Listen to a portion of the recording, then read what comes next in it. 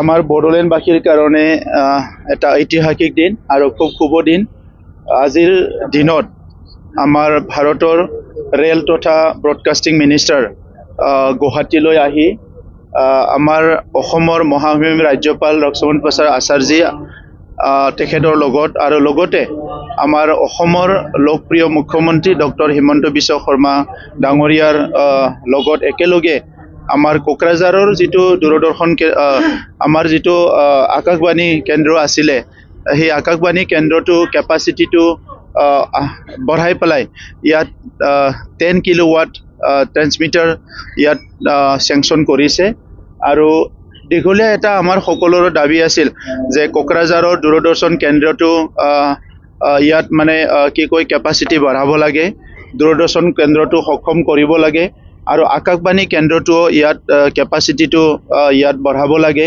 আৰু আজি সেইটো বাস্তৱত ৰূপায়ণ হৈছে আৰু ইয়াৰ কাৰণে আমি গোটেই বড়োলেণ্ডবাসীৰ হৈ মই ভাৰতৰ আমাৰ প্ৰধানমন্ত্ৰী মাননীয় নৰেন্দ্ৰ মোদী ডাঙৰীয়াক ধন্যবাদ জনাইছোঁ।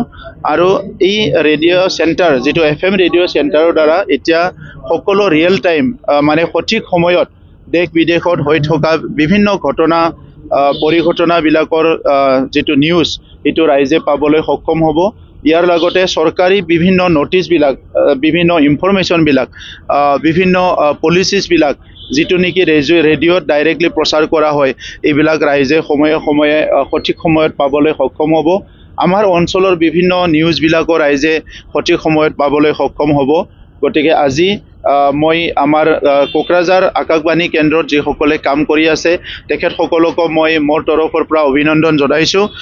সকলো বড়োলেণ্ডবাসীক মই অভিনন্দন জনাইছোঁ আৰু লগতে কেন্দ্ৰীয় চৰকাৰ আৰু ৰাজ্য চৰকাৰক মই এই নতুন বছৰৰ আজি আৰম্ভণিতে তেনেকুৱা এটা ভাল এটা এচিভমেণ্ট আমাৰ কাৰণে আহিছে, এই কাৰণে বহুত বহুত ধন্যবাদ জনাইছোঁ।